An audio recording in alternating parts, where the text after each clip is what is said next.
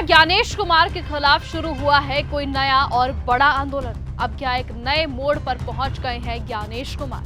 क्योंकि जिस मुद्दे को लेकर अभिजीत दीपके और उनकी कॉकरोच जनता पार्टी ने मोर्चा खोला है, वो अब सीधे तौर पर ज्ञानेश कुमार पर आकर खत्म होता है। अब इस पूरे मामले में बीजेपी ने भी क्या दूरियां बना ली है? आखिरकार मामला इतना बड़ा कैसे हो गया और क्या ज्ञानेश कुमार पर उठ रहे सवालों का पूरा सच क्या है, बताएंगे आपको आज की इस पूरी खबर में। नमस्कार, आप देख रहे हैं न्यूज गंगा और मैं हूं आपके साथ निशा भारद्वाज।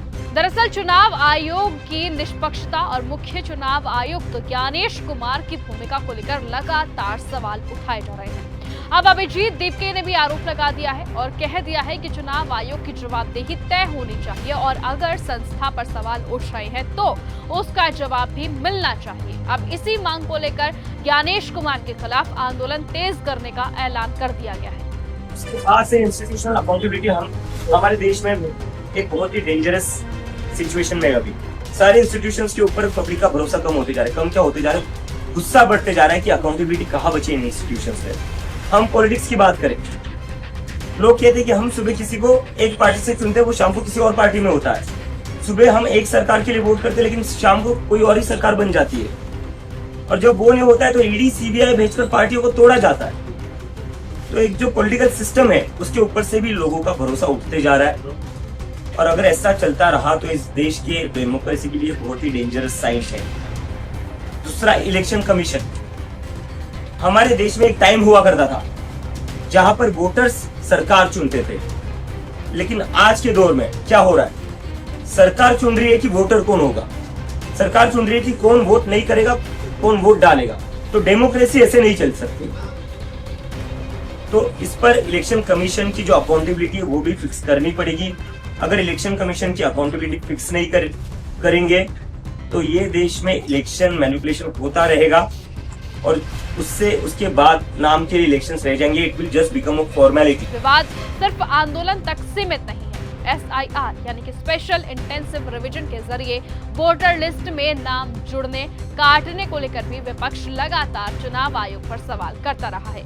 आरोप है कि इस प्रक्रिया में मतदाताओं के अधिकार प्रभावित हो सकते हैं। ऐसे में 130 सांसदों का प्रस्ताव यानी कि ज्ञानेश कुमार को हटाने के लिए 130 सांसदों ने नोटिस भी जारी कर दिया है। तो वहीं चुनाव आयोग इन आरोपों को सिरे से खारिज करता रहा है और SIR को नियमों के तहत चलने वाली प्रक्रिया बताता है।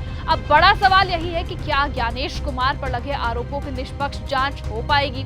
क्या चुनाव आयोग की जवाबदेही तय होगी? और सबसे अहम बात कि जिस मुद्दे पर सियासी दलों के बीच भी मतभेद दिखाई दे रहे हैं, क्या बीजेपी इस पूरे विवाद से दूरी बनाकर निकल जाएगी? अभी हाल ही में प्रकाश राज ने भी यह दावा किया है कि उनका नाम भी SIR की लिस्ट में नहीं है। आप उनकी वीडियो को सुनिए। I want to share a joke with you. I am one of the 65 lakh voters whose vote right has been deleted from Bangalore constituency after SIR. Nice joke, no? I was born in this constituency. I lived in this constituency. I had my schooling, college, theatre. And for your kind information, I was an MP candidate of this constituency too. Well, the joke is nice. Game on. Let me see what is the process I have to go through. क्या कागज दिखाना पड़ेगा to get back my voter ID. Well, game on. But one little word.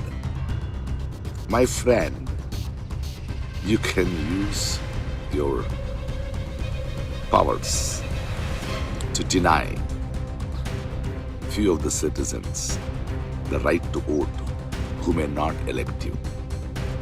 But can you stop us, my dear friend, from our power or bringing you down? Just asking.